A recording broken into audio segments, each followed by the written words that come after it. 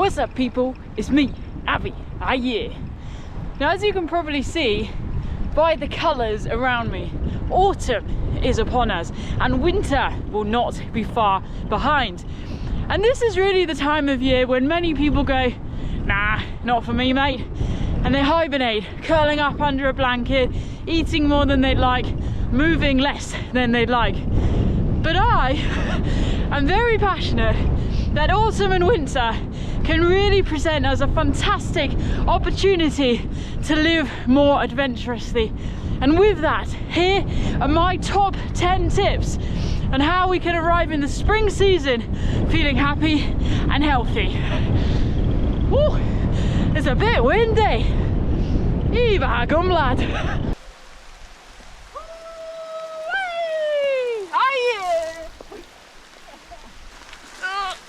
Oh, my brake didn't work. Oh. I literally can't see. There's sweat and rain in my eyeballs. My eyeballs! Ah! Yeah. Oh, oh. Okay folks, if you do not want to end up in a ditch like me, tip number one is to plan ahead. If there are things you want to do this winter, you owe it to yourself to commit to them. If you do not own your story, someone else is going to own it for you. If things are not in the diary, autumn winter's just going to pass you by, dedicated to other people and other things. And you owe it to yourself to live your very best life this autumn and winter. So that is simply tip number one, plan ahead. And you will nail corners far better than I did. I don't think I'm going to take on a stunt job anytime soon. Whew. Also, if you plan ahead, you'll know if there are sections of your trail that are closed. I genuinely don't know where to go now. Oh dear. For the cold, make sure you have your layers that can help you regulate your body temperature depending on the environment that you're going to be in and the activity you're going to be undertaking. For the dark, make sure you have torches to hand and spare batteries. So keep torches in your work rucksack, keep torches in your car, keep torches in your dog's walking harness, keep torches everywhere. Geez, even wear a torch around your neck. It's a great replacement for a tie in the workplace. Plus, you never know, you might just end up with some new adventurous buddies who are adventurous people in disguise. Who wants to wear ties anyway? For the mud, having towels to hand and spare clothes is going to help make your life a lot more simple. For many of us, mud isn't actually the problem, it's the logistics of dealing with the mud and ensuring our cars and our homes and our other comfortable places stay clean and stay comfortable. So systems are the answer. Have a system in place for your wet gear, for your wet shoes, plastic bags to hand, towels to hand, spare clothes to hand, and make sure everyone in your household knows what that system is so that you can keep your comfortable places comfortable and your adventurous places adventurous. As a little mini bonus tip, newspaper is a really great thing to help dry out your shoes overnight. Rather than putting them underneath the radiator where that direct heat can damage the water resistancy and the different fabrics and materials that make up your shoe, stuffing them with newspaper and changing that out periodically is going to absorb the moisture and allow your shoe to dry in a good, efficient way that keeps them lasting for longer and ready for more adventures. Has anyone got a towel? Here you go. Where have you been? I've been on an adventure. Yeah. Action. Okay folks, tip number two is all about goal setting. How can you possibly put things in the diary if you don't know what you're working towards? Now this winter season, I really want to encourage you to have fun. If you're not laughing often, winter is getting the better of you, in my opinion, at least. And playing is absolutely fundamental as a human need. You know, as adults, we just don't play anymore. You know, we're conditioned to be serious, go to work, do this, do that. But just goofing around is so much easier in winter because you can't beat the winter season, so you may as well join it. So I love to challenge myself to dress as colourfully as I possibly can. Helps with safety, but it's also just ridiculous. Going out and doing night experiences, you know, on and on it goes. You can completely tailor this to yourself, but there's no point grumbling about the challenges of winter. Make them into a game. And then when it comes to goal setting, you know, sure, we can go into smart goal setting and all of this. If you don't know about it, I really recommend doing a little internet search and you'll learn more about smart goal setting. But having short, medium and long-term goals, long-term being the goals that are going to get you through to spring, something in spring to really look forward to, is going to help you stay focused, motivated and moving throughout the season. So a little bit of an example, for me this winter season, I'm working on my pull-ups, learning to do a good, strong, sturdy pull-up. I'm working on my overhangs in the bouldering gym, which is an indoor fitness challenge for myself. I'm doing mountain biking as often as I possibly can. I mean, you have to just laugh at yourself mountain biking because you're going to get absolutely covered in mud and soaking wet. And then a bit less of a laughing matter, cold water swimming. My goal is to get into cold water as often as I possibly can. And this morning is one of those mornings. Don't think, just do. It's a little bit scary. And my voice goes high when I'm scared. Oh dear. Oh, mate, it's like 4 degrees out here, never mind the water. Let's go. Also, like, how beautiful is this lake, mate? This is mad.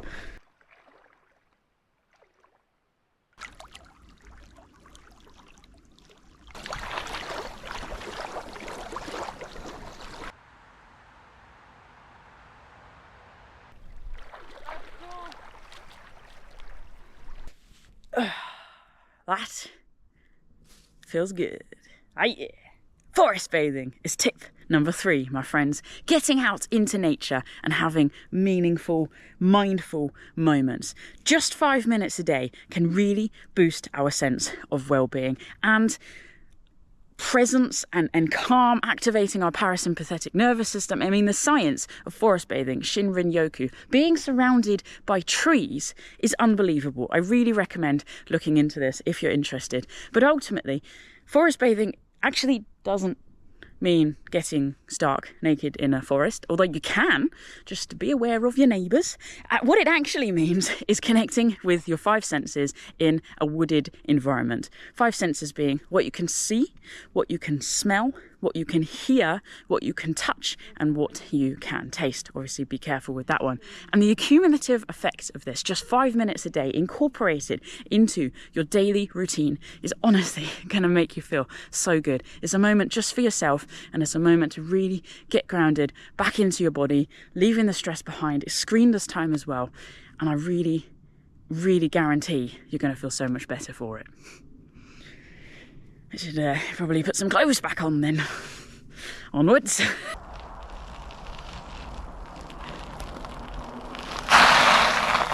Alright folks, tip number 4 is we know what we're working with. It is winter after all.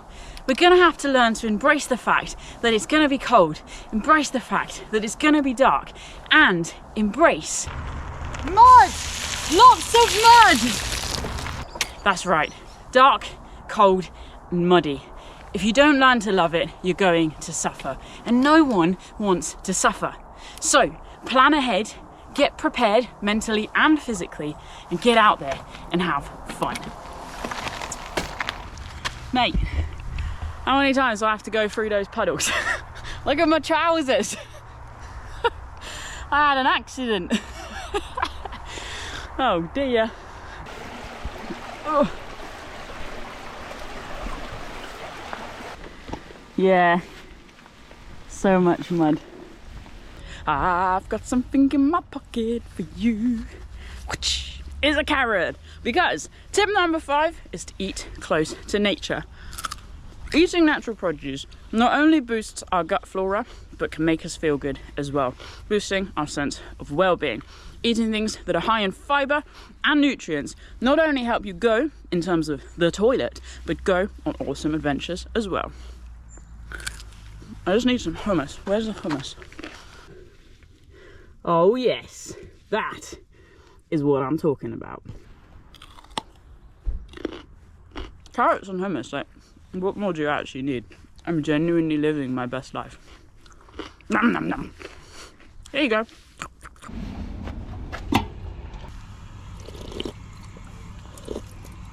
I'm really not very good at these water fountains. But regardless, tip number 6 is to stay hydrated. It can be hard to stay on top of our hydration when we're cold inside and out, but staying hydrated is obviously going to boost our mental function and how we're feeling physically as well. So drink enough water every single day, set yourself a goal and make sure you stick to it. On that note, do as I say, not as I do, because I have a headache and I have not drunk enough today. Nope, I still can't drink out of a water fountain. Where's my water bottle?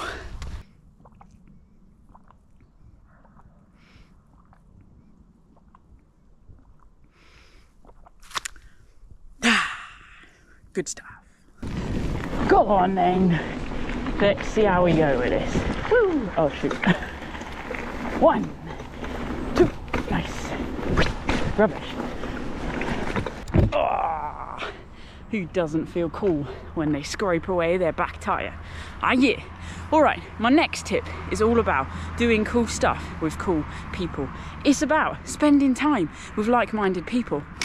Now listen, I spend a lot of time alone. In fact, most of my time is spent alone. Most of my friends live in other countries, which is a great excuse to travel, but when you just want someone to hike, bike, walk, run with, lonely. That's how I feel anyway. But spending time with other people, whether remotely as a challenge or in person, can first of all mean we laugh a lot. And who doesn't love a good core workout through a laugh? We have fun, it's epic.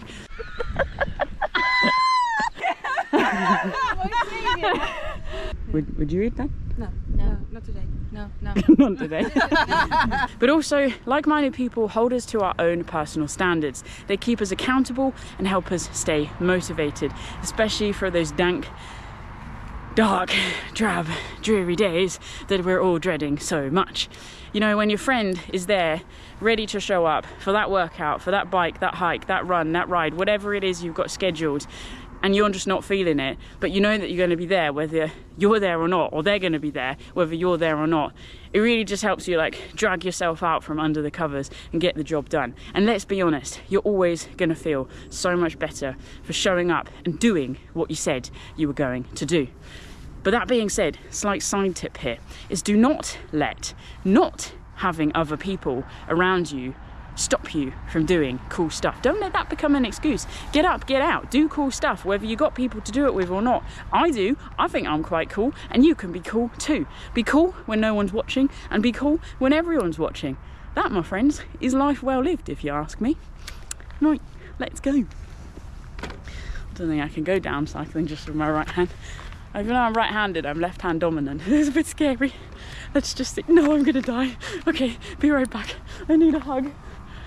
Oh, all my friends are far away. My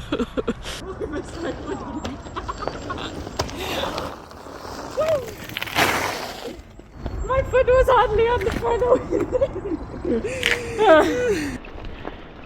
Let's have a little break here, shall we?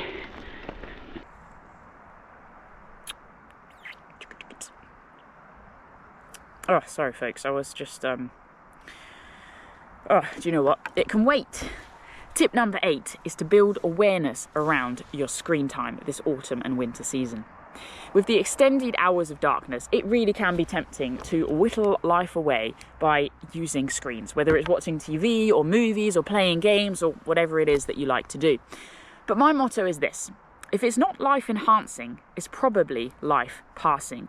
Meaning, we can really lose a lot of time and life on screens. If it's not adding to your sense of well-being, if it's not inspiring you, if it's not empowering you, if it's not connecting you to other people, I really want to encourage you to build some boundaries around that this winter. Because if you add up the minutes, the hours, the days that are spent on screens across the autumn and winter season, I think you'd be absolutely shocked at how much life has passed you by unawarely. unawarely is not actually a word. Unconsciously, that's the word I was looking for. So my suggestion for you is to build an awareness practice. Routines can really help with that. When you want to start using a device, when you want to put that device away. And if you are going to set yourself the challenge of limiting your screen time or managing your screen time, replace that time with something else. Whether it's an exercise routine you've always wanted to try, breath work or yoga, an art project you wanted to commit to, some games time with the family, cooking, reading, whatever it is, you know deep down the projects, the passions, the things you've always wanted to do. And autumn and winter can be an amazing time to put those things into practice. And another thing with routines is to be aware of the daylight hours. You know when it's light and you know when it's going to get dark. So re-sculpt your day wherever possible to get the absolute most out of it. And just because it's dark doesn't mean we need to light it up with screens. So there we go. Awareness practice. Bish bash bosh. On that note, I really do need to reply to that message because it's about the shopping I need to pick up. Yes, I'll get bananas. Do love a banana. Banana, rinky-dinky-dinky-dink, banana, shooby-dooby-dooby-doo, banana, dink-dink-doo. There we go. Okay.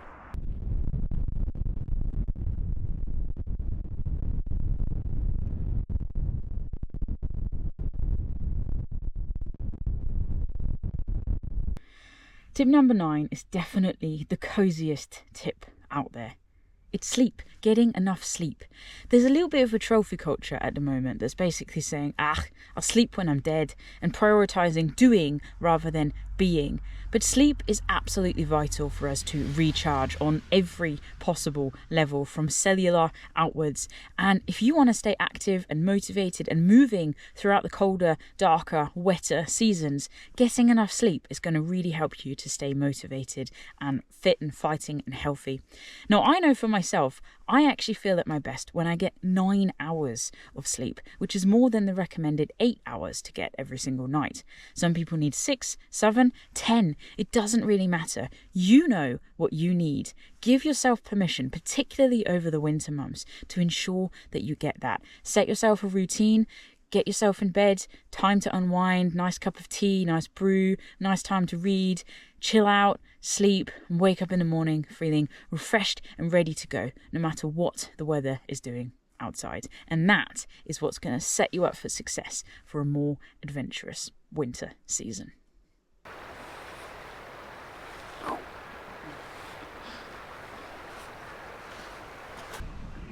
So folks, if you want to have a more joyful autumn and winter season, I really want it not talk with my mouth full. This doesn't work. I'll put the bagel away.